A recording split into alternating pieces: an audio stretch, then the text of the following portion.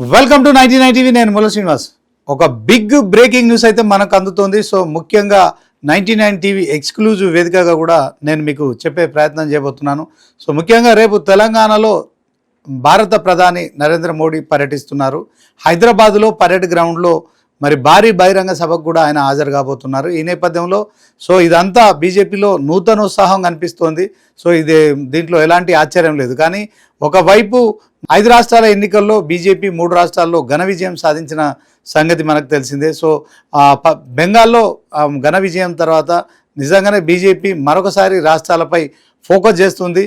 So దాంట్లో ముఖ్యంగా ఇక 5 రాష్ట్రాల విజయం తర్వాత ఇప్పుడు ఈ భారీ బహిరంగ సభ ఏర్పాటు చేయడం వెనుక చాలా కారణాలు ఉన్నాయి. సో తెలంగాణలో మరొకసారి మరి జిహెచ్ఎంసీ ఎన్నికలు కూడా గ్రేటర్ హైదరాబాద్ పరిధిలో జరగబోతున్న నేపథ్యంలో మోదీ పర్యటన వాస్తవానికి జిహెచ్ఎంసీ ఎన్నికలకు మరి ఇదొక శంఖారావంగా మనం భావించవచ్చు. సో ఇలాంటి తరుణంలో సో ఆయన రావడము ఇదంతా రొటీన్ ప్రోగ్రామ్ అయినప్పటికీ కూడా మూడోసారి ముచ్చటగా ఆయన దేశానికి ప్రధానిగా నియామకమైన తర్వాత సో మొదటిసారి హైదరాబాద్ రాబోతున్నారు. తెలంగాణ బీజేపీలో ఇది నిజంగా కాషాయ దళంలో నూతన ఉత్సాహం అయితే మరి స్పష్టంగా కనిపిస్తుంది. భారీగా జనాన్ని కూడా సమీకరించబోతున్నారు. సో ఒకవైపు పరేడ్ గ్రౌండ్స్లో భారీ ఎత్తున ఏర్పాట్లు కూడా పూర్తి చేశారు. సో రేపు జరిగే సభపై మరి కాషాయ దళం అయితే భారీ ఆశలు పెట్టుకుందని మనం చెప్పుకోవచ్చు. ఎందుకంటే ఇప్పటికే కాంగ్రెస్ వర్సెస్ బీఆర్ఎస్ మాకు మేమే ప్రత్యామ్నాయం అని చెప్పుకుంటూ ప్రతి విమర్శలు చేసుకుంటూ చాలా అంశాల్లో కూడా మరి ఇక బీజేపీ 3వ స్థానానికి మాత్రమే పరిమితమై ఉంది. సో తెలంగాణలో అధికారంలోకి వచ్చే సత్తా బీజేపీకి లేదని చెప్పి ఇటు బీఆర్ఎస్ కావచ్చు అటు కాంగ్రెస్ 2 పార్టీలు కూడా బీజేపీ పార్టీని మరి 3వ ప్రత్యామ్నాయంగా మాత్రమే చూస్తున్న నేపథ్యంలో తెలంగాణలో మరొకసారి మోదీ పర్యటన అయితే నిజంగా ఇది బీజేపీలో ఒక ఉత్సాహం కనిపిస్తుంటే మరొక వైపు కాంగ్రెస్ బీఆర్ఎస్లో మాత్రం మరి మోదీ పర్యటన తర్వాత పరిస్థితులు ఎలా ఉంటాయనే ఒక టెన్షన్ అయితే స్పష్టంగా కనిపిస్తుంది. ఎందుకంటే ప్రధానమంత్రిగా మోడీ తెలంగాణ రాష్ట్రానికి రావడం ఇదేం కొత్త విషయం కాదు. ఇప్పుడు 12 సంవత్సరాల్లో ఆయన పలు పర్యాయాలు కూడా మరి తెలంగాణలో పర్యటించారు. హైదరాబాద్లో ఇలాంటి సభలు ఎన్నో పెట్టడం జరిగింది. సో ఎన్నికల ప్రచారం కావచ్చు, అదే క్రమంలో ఖచ్చితంగా తెలంగాణ అభివృద్ధి కోసం కావచ్చు బీజేపీ చెప్తున్న దాని ప్రకారం కేంద్రం నుంచి వచ్చే నిధులతో మాత్రమే ఇప్పుడు తెలంగాణలో అభివృద్ధి జరుగుతోంది. రాష్ట్రంలో ఉన్న కాంగ్రెస్ ప్రభుత్వం నిధులు విడుదల చేయట్లేదు. సో రాష్ట్ర సర్కారు ఇవ్వట్లేదు. కేవలం కేంద్రంలో ఉన్న బీజేపీ సర్కార్ మాత్రమే ఈ యొక్క ఏదైతే కార్యక్రమాలు ఉన్నాయో వీటన్నిటికి కూడా కేంద్రం నుంచి నిధులు వస్తున్నాయని చెప్తున్న నేపథ్యంలో ఓవరాల్గా ఇప్పుడు నరేంద్ర మోడీ పర్యటన అయితే నిజంగా చాలా ఆసక్తిని రేకెత్తిస్తుందని చెప్పుకోవచ్చు. సో దీంట్లో ఖచ్చితంగా 3 ప్రధాన పార్టీలు కూడా డి అంటే డి అంటున్నాయి. ప్రతిరోజు రాజకీయాలు మనం చూస్తున్నాం. సో దీంట్లో ఆశ్చర్యకరమైన అంశం ఏమీ లేదు. కానీ 3వ స్థానానికి మాత్రమే కాంగ్రెస్ బీఆర్ఎస్ పరిమితం చేస్తున్న నేపథ్యంలో మోదీ రాకైతే ప్రాధాన్యతను సంతరించుకుంది. మరొక వైపు సో 2 పార్టీలపై కూడా మోదీ తీవ్రమైన విమర్శలు చేసే అవకాశం ఉంది. ఇదే క్రమంలో సుమారు 10,000 కోట్ల రూపాయలకు సంబంధించిన అభివృద్ధి పనులకు ఆయన శంకుస్థాపన చేయబోతున్నారు. సో ఇన్నాళ్ళు కూడా కాంగ్రెస్ బీఆర్ఎస్ 2 పార్టీలు గతంలో ప్రభుత్వం ఉన్న బీఆర్ఎస్ కావచ్చు, ఇప్పుడు అధికారంలో ఉన్న కాంగ్రెస్ కావచ్చు, కేంద్రం నుంచి గుండు సున్నా వస్తుందని గాడిద గుడ్డు వస్తుందని చెప్తున్న నేపథ్యంలో సో ఈ 2 పార్టీలు ప్రభుత్వంలో ఉన్నప్పుడు చేసిన వ్యాఖ్యలు కావచ్చు, అదే క్రమంలో ఇప్పుడు కాంగ్రెస్ అధికారంలో ఉంది కనుక సో ఒకవైపు తెలంగాణ సీఎం రేవంత్ రెడ్డి కూడా మోదీని కలవబోతున్నారు. సో దాంట్లో మరి త్రిబుల్-ఆర్ సంబంధించి రీజనల్ రింగ్ రోడ్ గురించి మరి ఆయన నిధులు అడిగే అవకాశం ఉంది. అదే క్రమంలో మూసీ ప్రక్షాళన అంశం కూడా మరి ఖచ్చితంగా ఆయన తెలంగాణకు వస్తున్నారు. అది కూడా హైదరాబాద్లో పలు కార్యక్రమాల్లో పాల్గొంటున్నారు కనుక సో తెలంగాణ సీఎం రేవంత్ రెడ్డి కూడా మోదీని ఘనంగా రిసీవ్ చేసుకోబోతున్నారు. దాంట్లో మరి ఆయన అధికారంలోకి వచ్చిన తర్వాత అంటే కాంగ్రెస్ ముఖ్యమంత్రిగా కాంగ్రెస్ పార్టీ అధికారంలోకి వచ్చిన తర్వాత ప్రతిసారి ఆయన ఒక గతంలో ఉన్న ఏదైతే కేసీఆర్ మోదీ వచ్చినప్పుడు రిసీవ్ చేసుకోవడానికి మరి వెళ్ళలేదు. అదే క్రమంలో వీడ్కోలు చెప్పడానికి కూడా వెళ్ళలేదు. ప్రోటోకాల్ ప్రకారం ఎవరో ఒక మంత్రిని మాత్రమే పంపించారు. కానీ తెలంగాణ సీఎం రేవంత్ రెడ్డి కాంగ్రెస్లో ఒక నూతన ఒరవడికి అయితే శ్రీకారం చుట్టారు. అంటే ఇది నూతనమైన ఒరవడి ఏం కాదు. గతంలో ప్రధాని వచ్చినప్పుడు ముఖ్యమంత్రిగా రాష్ట్రానికి వచ్చినప్పుడు అతిథిగా వచ్చినప్పుడు ఖచ్చితంగా రిసీవ్ చేసుకోవాలి. అదే క్రమంలో ఆయన పాల్గొన్న సభలో కూడా పాల్గొన్నారు. దేశానికి ప్రధానమంత్రి అంటే బడే బాయ్.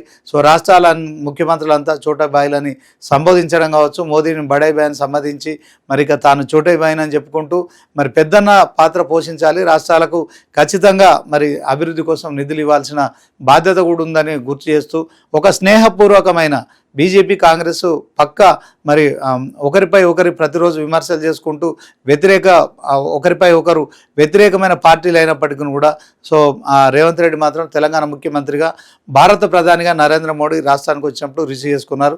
సో దీంట్లో ఇక మరి ఏర్పాట్లన్నీ పూర్తయిపోయాయి. మరి కొన్ని గంటల్లో ఆయన రాబోతున్నారు. సో దాంట్లో ఒక బిగ్ బ్రేకింగ్ వార్త అని మనం చెప్పుకుంటున్నాం.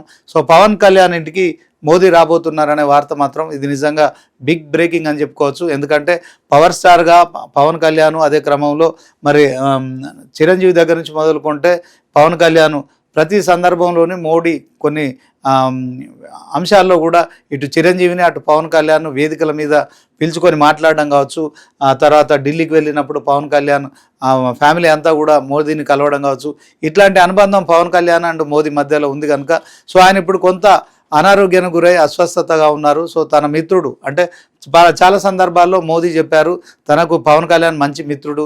సో ఈ పవన్ కళ్యాణ్ ఇప్పుడు మరి ఏపీలో ఒక సునామీ సృష్టించి దాంట్లో మరి కూటమి ప్రభుత్వం ఏర్పడిన సంగతి మనకు తెలిసిందే. మొత్తానికి 21 సీట్లు అసెంబ్లీలో పోటీ చేసి గెలవడం కావచ్చు, అదే క్రమంలో పార్లమెంట్లో కూడా అదే పద్ధతిలో గెలవడం కావచ్చు. పవన్ కళ్యాణ్ ఇంటికి దేశ ప్రధాని నరేంద్ర మోడీ వెళ్తున్నారు. ఆయన అస్వస్థతతో ఉన్నారు కనుక పరామర్శించడానికి వెళ్తున్నారనే వార్త అయితే నిజంగా ఇటు రాజకీయ వర్గాల్లో ఒక కలకలంగా మారిందని చెప్పుకోవచ్చు. సో మొత్తానికి ఇది కేవలం అస్వస్థతో మరి పవన్ కళ్యాణ్ ఉన్నారు కనుక ఆయనను పరామర్శించడానికి వెళ్తున్నారా, లేక దీని వెనుక మరేదైనా రాజకీయమైన కోణం ఉందా అనే అంశంలో రాజకీయ పార్టీలో ఒక చర్చ అయితే కొనసాగుతోంది. సో దీంట్లో వీళ్ళిద్దరి భేటీ ఇవాళ కొత్తగా కలిసేదేం కాదు.